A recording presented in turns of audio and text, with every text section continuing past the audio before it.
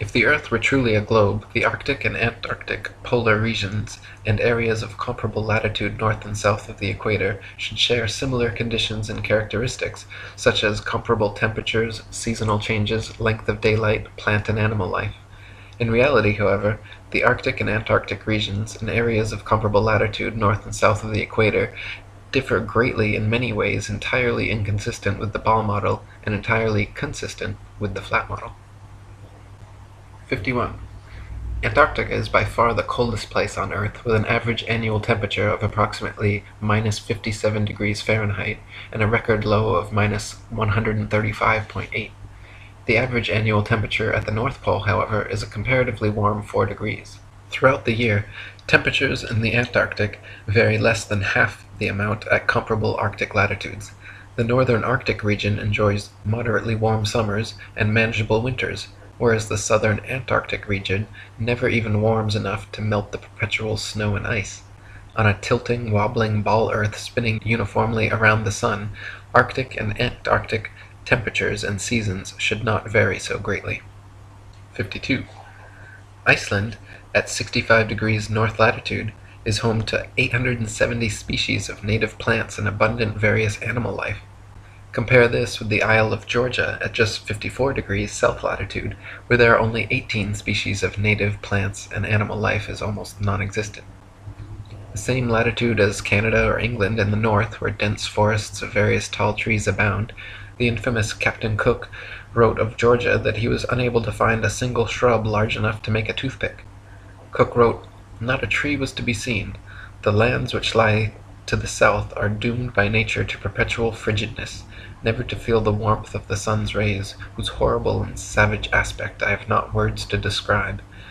Even marine life is sparse in certain tracts of vast extent, and the sea-bird is seldom observed flying over such lonely wastes. The contrasts between the limits of organic life in the Arctic and Antarctic zones is very remarkable and significant." 53. At places of comparable latitude north and south, the sun behaves very differently than it would on a spinning ball Earth, but precisely how it should on a flat Earth. For example, the longest summer days north of the equator are much longer than those south of the equator, and the shortest winter days north of the equator are much shorter than the shortest south of the equator. This is inexplicable on a uniformly spinning, wobbling ball Earth, but fits exactly on a flat model with the sun traveling circles over and around the Earth from tropic to tropic. 54. At places of comparable latitude north and south, dawn and dusk happen very differently than they would on a spinning ball, but precisely how they should on a flat Earth.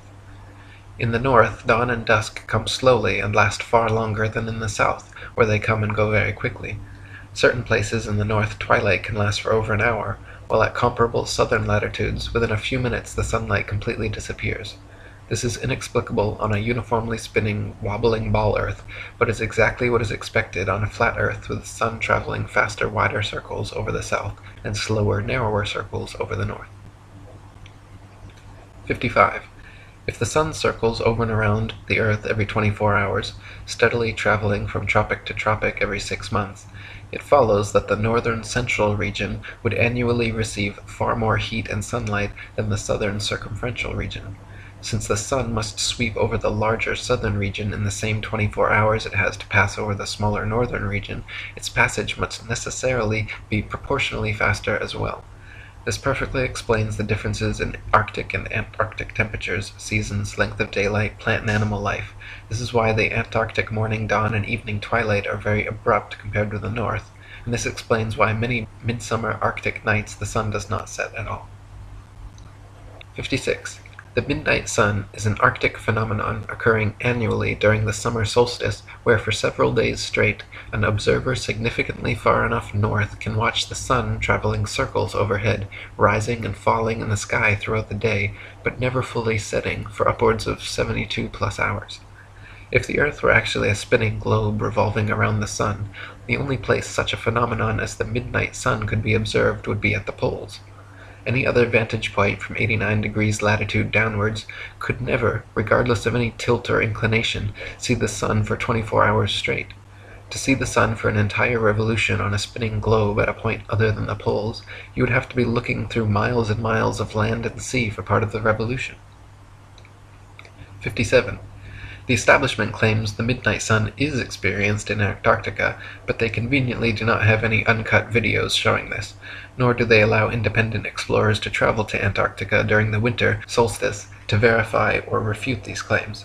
Conversely, there are dozens of uncut videos publicly available showing the Arctic midnight sun, and it has been verified beyond any shadow of a doubt. 58.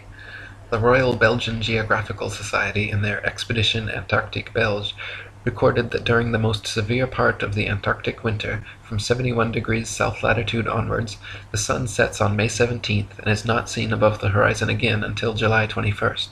This is completely at odds with the ball Earth theory, but easily explained by the flat Earth model. The midnight sun is seen from high altitudes in extreme northern latitudes during Arctic summer because the sun, at its innermost cycle, is circling tightly enough around the polar center that it remains visible above the horizon for someone at such a vantage point.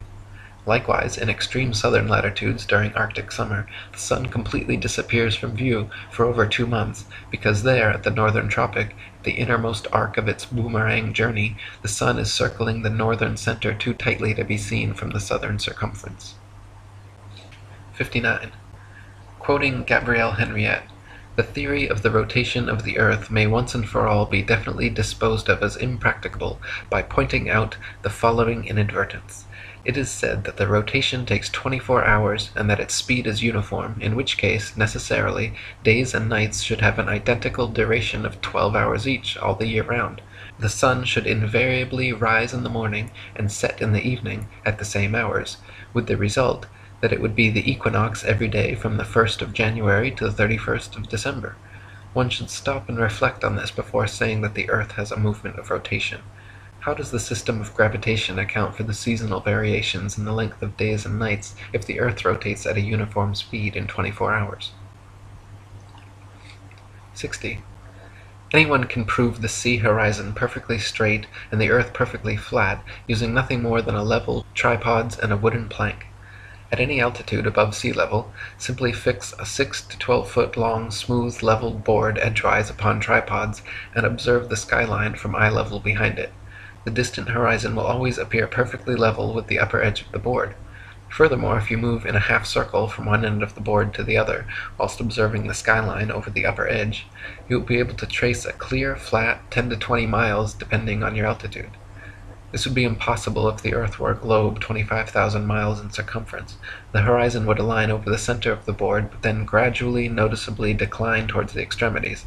Just 10 miles on each side would necessitate an easily visible curvature of 66.6 feet from each end to the center. 61. If the Earth were actually a big ball 25,000 miles in circumference, the horizon would be noticeably curved even at sea level, and everything on or approaching the horizon would appear to tilt backwards slightly from your perspective.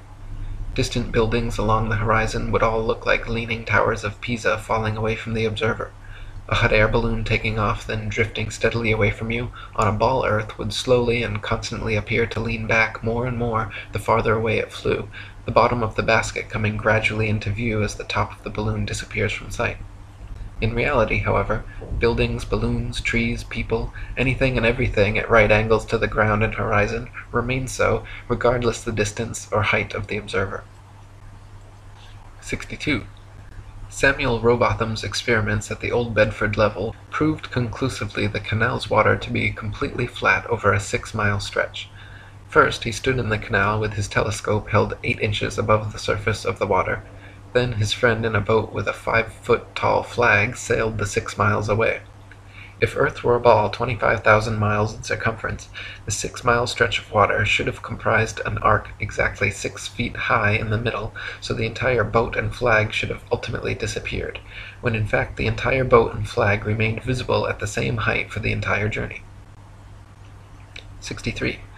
In a second experiment, Dr. Rowbotham affixed flags 5 feet high along the shoreline, one at every mile marker, then using his telescope mounted at 5 feet just behind the first flag, looked over the tops of all 6 flags, which lined up in a perfectly straight line. If the Earth were a ball 25,000 miles in circumference, the flags should have progressively dipped down after the first establishing line of sight, the second would have descended 8 inches, 32 inches for the third, 6 feet for the fourth, 10 feet 8 inches for the fifth, and 16 feet 8 inches for the sixth. 64. Quoting Earth Not a Globe by Samuel Rowbotham, "It is known that the horizon at sea, whatever distance it may extend to the right and left of the observer on land, always appears as a straight line. The following experiment has been tried in various parts of the country.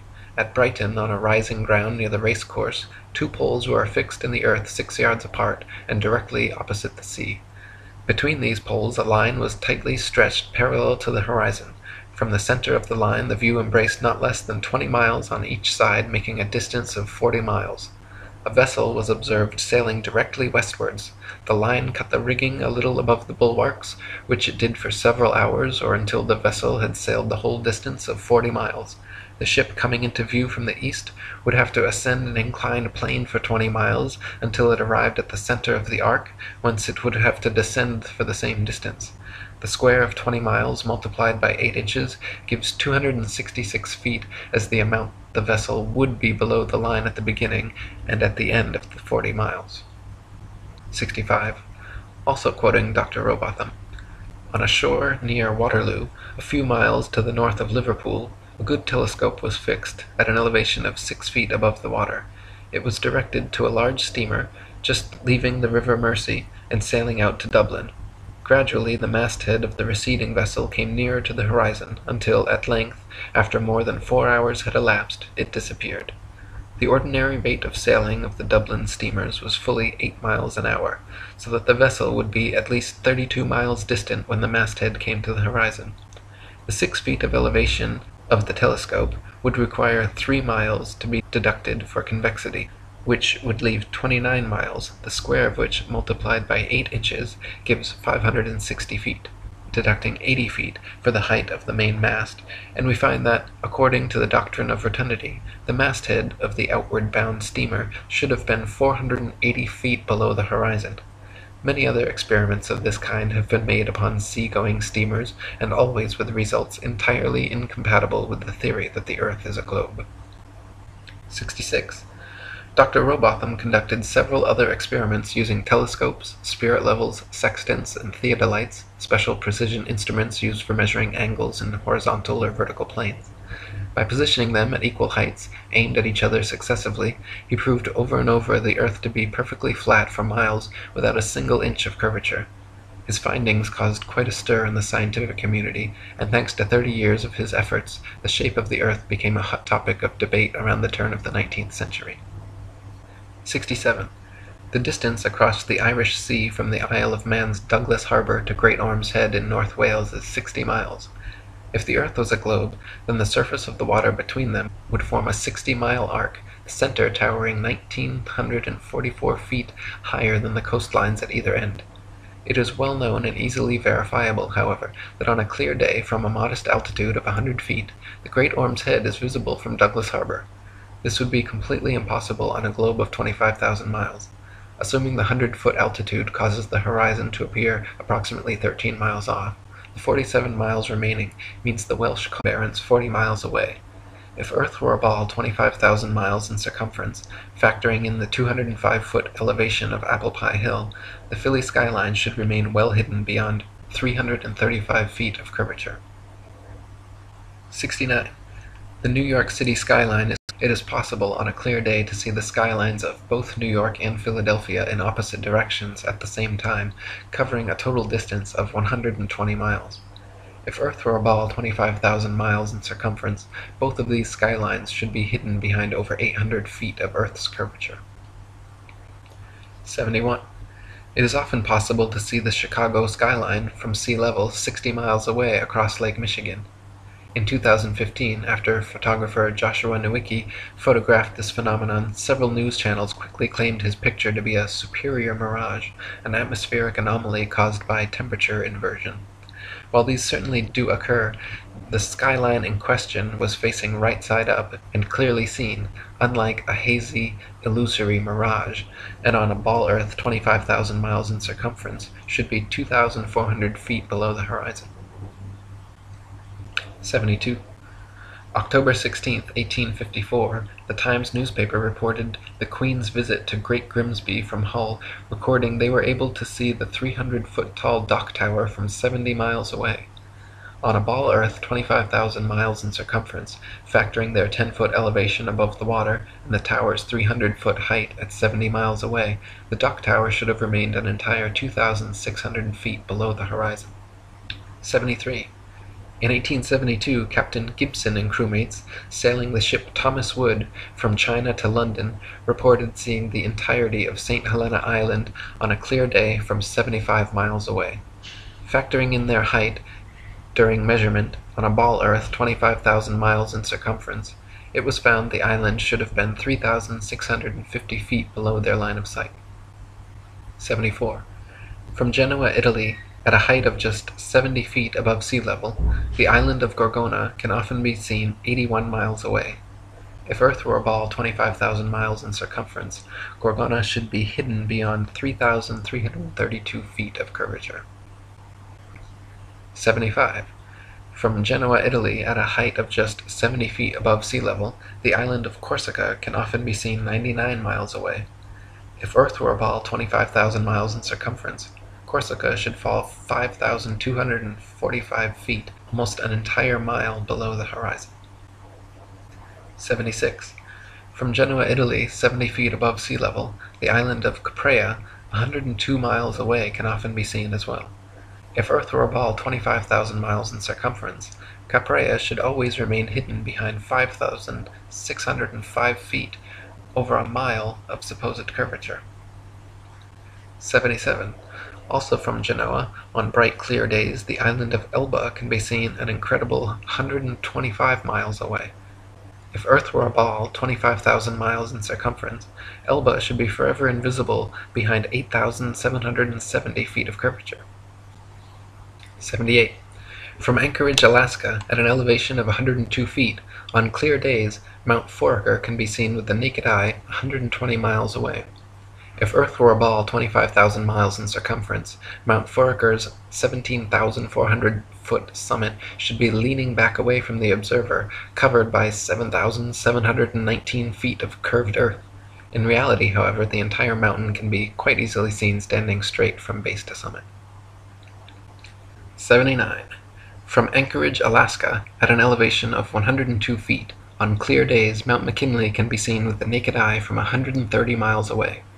If Earth were a ball 25,000 miles in circumference, Mount McKinley's 20,320-foot summit should be leaning back away from the observer and almost half covered by 9,220 feet of curved earth. In reality, however, the entire mountain can be quite easily seen standing straight from base to summit. 80. In Chambers' Journal, February 1895, a sailor near Mauritius in the Indian Ocean reported having seen a vessel which turned out to be an incredible 200 miles away. The incident caused much heated debate in nautical circles at the time, gaining further confirmation in Aden, Yemen, where another witness reported seeing a missing Bombay steamer from 200 miles away. He correctly stated the precise appearance, location, and direction of the steamer, all later corroborated and confirmed correct by those on board. Such sightings are absolutely inexplicable if the Earth were actually a ball 25,000 miles around, as ships 200 miles distant would have to fall approximately 5 miles below line of sight. 81. The distance from which various lighthouse lights around the world are visible at sea far exceeds what could be found on a ball Earth 25,000 miles in circumference. For example, the Dunkirk light in southern France, at an altitude of 194 feet, is visible from a boat 10 feet above sea level, 28 miles away. Spherical trigonometry dictates that if the Earth was a globe with the given curvature of 8 inches per mile squared, this light should be hidden 190 feet below the horizon. 82.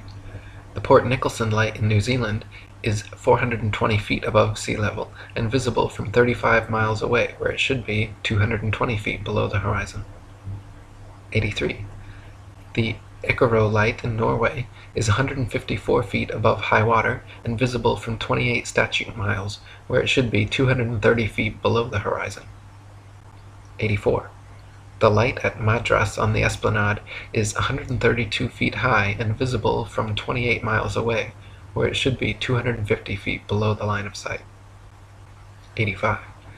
The Cordonan light on the west coast of France is 207 feet high and visible from 31 miles away, where it should be 280 feet below the line of sight. 86. The light at Cape Bonavista, Newfoundland is 150 feet above sea level and visible at 35 miles, where it should be 491 feet below the horizon. 87. The lighthouse steeple of St. Botolph's Parish Church in Boston is 290 feet tall and visible from over 40 miles away, where it should be hidden a full 800 feet below the horizon. 88. The Isle of Wight lighthouse in England is 180 feet high and can be seen up to 42 miles away, a distance at which modern astronomers say the light should fall 996 feet below the line of sight. 89. The Cape Legolas lighthouse in South Africa is 33 feet high, 238 feet above sea level, and can be seen for over 50 miles. If the world were a globe, this light would fall 1,400 feet below an observer's line of sight. 90. The Statue of Liberty in New York stands 326 feet above sea level, and on a clear day can be seen as far as 60 miles away. If the Earth were a globe, that would put Lady Liberty at an impossible 2,074 feet below the horizon. 91. The lighthouse at Port Said, Egypt, at an elevation of only 60 feet, has been seen an astonishing 58 miles away, where, according to modern astronomy, it should be 2,182 feet below the line of sight. 92. The Notre Dame Antwerp spire stands 403 feet high from the foot of the tower, with Strasbourg measuring 468 feet above sea level. With the aid of a telescope, ships can be distinguished on the horizon, and captains declare they can see the cathedral spire from an amazing 150 miles away. If the Earth were a globe, however, at that distance the spire should be an entire mile, 5,280 feet below the horizon. 93. The St. George's Channel between Holyhead and Kingstown Harbour near Dublin is 60 miles across. When halfway across, a ferry passenger will notice behind them the light on Holyhead Pier, as well as in front of them the Poolbeg light in Dublin Bay. The Holyhead Pier light is 44 feet high, while the Poolbeg lighthouse 68 feet. Therefore, a vessel in the middle of the channel, 30 miles from either side, standing on a deck 24 feet above the water, can clearly see both lights. On a ball Earth 25,000 miles in circumference, however, both lights should be hidden well below both horizons by over 300 feet. 94. From the highland near Portsmouth Harbour in Hampshire, England, looking across Spithead to the Isle of Wight, the entire base of the island, where water and land come together, composes a perfectly straight line 22 statute miles long. According to the ball Earth theory, the Isle of Wight should decline 80 feet from the center on each side to account for the necessary curvature. The crosshairs of a good theodolite directed there, however, have repeatedly shown the land and water line to be perfectly level. 95. On a clear day from the High Head near Douglas Harbour on the Isle of Man, the whole length of the coast of North Wales is often plainly visible to the naked eye. From the Point of Ayr at the mouth of the River Dee to Holyhead comprises a 50-mile stretch which has also been repeatedly found to be perfectly horizontal. If the Earth actually had curvature of 8 inches per mile squared, as NASA and modern astronomy claim, the 50-mile length of Welsh coast seen along the horizon in Liverpool Bay would have to decline from the center point an easily detectable 416 feet on each side. 96. From 100 Proofs the Earth is Not a Globe by William Carpenter. If we take a journey down Chesapeake Bay by night, we shall see the light exhibited at Sharp's Island for an hour before the steamer gets to it. We may take up a position on deck so that the rail of the vessel's side will be in a line with the light and in the line of sight, and we shall find that in the whole journey the light won't vary in the slightest degree in its apparent elevation. But say that a distance of 13 miles has been traversed, the astronomer's theory of curvature demands a difference, one way or the other, in the apparent elevation of the light of 112 feet 8 inches. Since, however, there is not a difference of 100 hair's breadths, we have a plain proof that the water of the Chesapeake Bay is not curved, which is a proof that the Earth is not a globe. 97.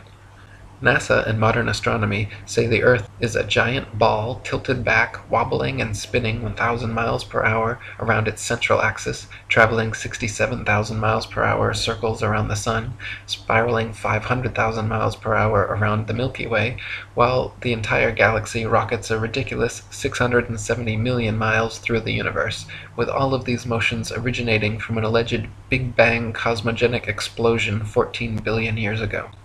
That's a grand total of 67,568,000 miles per hour in several different directions we're all supposedly speeding along at simultaneously, yet no one has ever seen, felt, heard, measured, or proven a single one of these motions to exist whatsoever.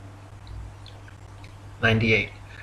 NASA and modern astronomy say Polaris, the North Pole star, is somewhere between 323 and 434 light-years, or about 2 quadrillion miles, away from us. Firstly, note that is between 1,938,000,000,000,000 to 2,604,000,000,000,000 miles, making a difference of over 600 trillion miles. If modern astronomy cannot even agree on the distance to stars within hundreds of trillions of miles, perhaps their science is flawed and their theory needs re-examining. However, even granting them their obscurely distant stars, it is impossible for heliocentrists to explain how Polaris manages to always remain perfectly aligned straight above the North Pole throughout Earth's various alleged tilting, wobbling, rotating, and revolving motions. 99. Viewed from a ball Earth, Polaris, situated directly over the North Pole, should not be visible anywhere in the southern hemisphere. For Polaris to be seen from the southern hemisphere of a globular Earth, the observer would have to be somehow looking through the globe, and miles of land and sea would have to be transparent. Polaris can be seen, however, up to over 20 degrees south latitude. 100. If Earth were a ball, the Southern Cross and other southern constellations would all be visible at the same time from every longitude on the same latitude, as is the case in the north with Polaris and its surrounding constellations. Ursa Major and Minor and many others can be seen from every northern meridian simultaneously, whereas in the south, constellations like the Southern Cross cannot. This proves that the southern hemisphere is not turned under as in the ball model, but simply stretching further outwards away from the northern center point as in the flat Earth model. 101. Sigma Octantis is claimed to be a southern central pole star similar to Polaris, around which the southern hemisphere stars all rotate around the opposite direction. Unlike Polaris, however, Sigma Octantis cannot be seen simultaneously from every point along the same latitude. It is not central, but allegedly 1 degree off-center. It is not motionless, and in fact cannot be seen at all using publicly available telescopes. There is legitimate speculation regarding whether Sigma Octantis even exists. Either way, the direction in which stars move overhead is based on perspective and the exact direction you're facing, not which hemisphere you're in. 102. Some heliocentrists have tried to suggest that the pole star's gradual declination overhead, as an observer travels southward, is proof of a globular Earth. Far from it, the declination of the pole star or any other object is simply a result of the law of perspective on plane, flat surfaces. The law of perspective dictates that the angle and height at which an object is seen diminishes the farther one recedes from the object, until at a certain point, the line of sight and the seemingly uprising surface of the Earth converges to a vanishing point, i.e. the horizon line, beyond which the object is invisible. In the ball Earth model, the horizon is claimed to be the curvature of the Earth, whereas in reality, the horizon is known to simply be the vanishing line of perspective based on the strength of your eyes, instruments, weather, and altitude. 103. There are several constellations which can be seen from far greater distances over the face of the Earth than should be possible if the world were a rotating, revolving, wobbling ball. For instance, Ursa Major, very close to Polaris, can be seen from 90 degrees north latitude, the North Pole, all the way down to 30 degrees south latitude. For this to be possible on a ball Earth, the southern observers would have to be seeing through hundreds or thousands of miles of bulging Earth to the northern sky. 104. The constellation Vulpecula can be seen from 90 degrees north latitude all the way to 55 degrees south latitude. Taurus, Pisces, and Leo can be seen from 90 degrees north all the way to 65 degrees south. An observer on a ball Earth, regardless of any tilt or inclination, should not logically be able to see this far. 105. Aquarius and Libra can be seen from 65 degrees north to 90 degrees south. The constellation Virgo is visible from 80 degrees north down to 80 degrees south, and Orion can be seen from 85 degrees north all the way to 75 degrees south latitude. These are all only possible because the hemispheres are not spheres at all, but concentric circles of latitude extending outwards from the central North Pole, with the stars rotating over and around. 106. The so-called South Pole is simply an arbitrary point along the Antarctic ice marked with a red and white barbershop pole topped with a metal ball earth. The ceremonial South Pole is admittedly and provably not the actual South Pole, however, because the actual South Pole could be demonstrably confirmed with the aid of a compass showing north to be 360 degrees around the observer. Since this feat has never been achieved, the model remains pure theory, along with the establishment's excuse that the geomagnetic poles supposedly constantly move around, making verifications of their claims impossible. 107. Ring magnets, of the kind found in loudspeakers, have a central North Pole with the opposite South Pole actually being all points along the outer circumference. This perfectly demonstrates the magnetism of our flat Earth, whereas the alleged source of magnetism in the ball Earth model is emitted from a hypothetical molten magnetic core in the center of the ball, which they claim conveniently causes both poles to constantly move, thus evading independent verification at their two ceremonial poles. In reality, the deepest drilling operation in history, the Russian Kola Ultradeep, managed to get only 8 miles down. So the entire ball Earth model taught in schools showing a crust, outer mantle, outer core, and inner core layers are all purely speculation, as we have never penetrated through beyond the crust. 108. The mariner's compass is an impossible and nonsensical instrument for use on a ball Earth.